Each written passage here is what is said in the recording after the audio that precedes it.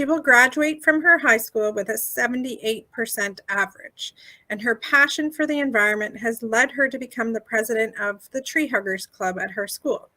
So as a graduating high school student who has lots of interests, Nadia can apply for the Wendy's Classic Achiever Scholarship Awards and could receive up to $5,000.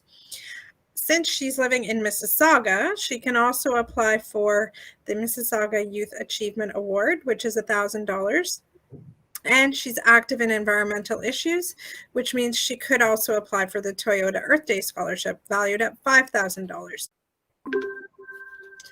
And our second example, as a star hockey player, Alberto dreams of playing for the Maple Leafs someday.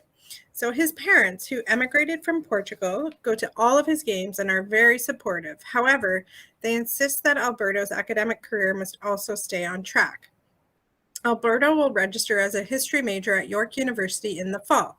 So as a graduating high school student who plays hockey, he's eligible for the Roger Nielsen Toronto Maple Leafs Alumni Scholarship, valued at $2,500.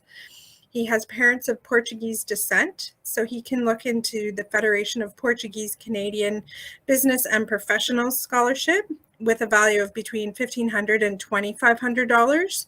And he's pursuing a degree in history, so he could consider applying for the Colonel Douglas H.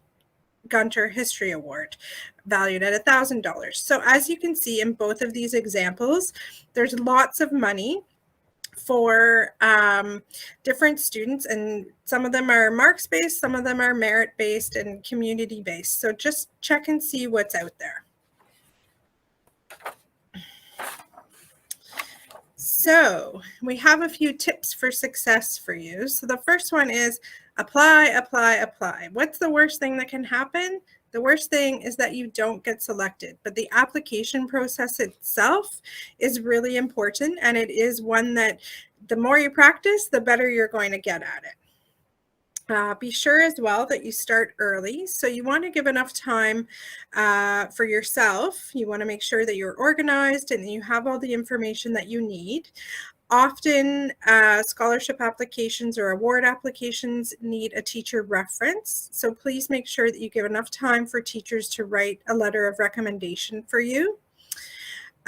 We suggest at least 2 weeks ahead of time.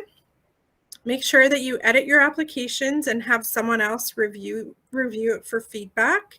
We're here to help you in guidance with that if you need to, or perhaps a friend or a parent or guardian could help you. And then make sure that you're prepared early. So try to get your resume ready. Make sure that you've got personal statements that you can talk about and use, and that you've got cover letters ready to go. So be prepared with all of those things.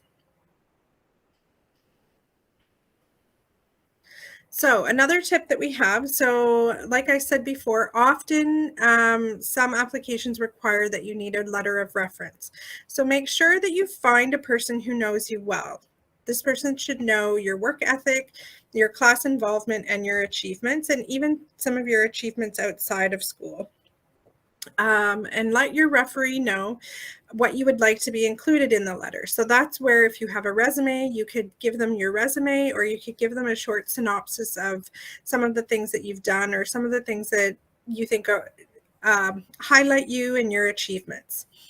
And the letter of reference does not have to be a grade 12 teacher or someone who's teaching you in grade 12. It could be a coach, it could be a boss or a club supervisor, but it can't be a family member or a family friend.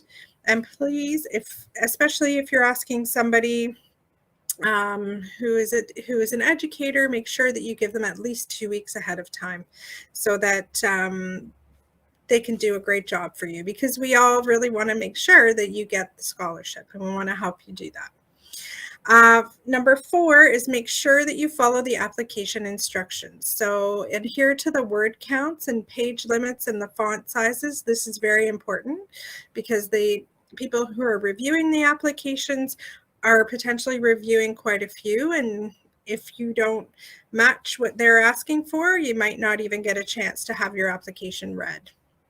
And be sure as well to answer any questions fully, and be precise and particular in your answers.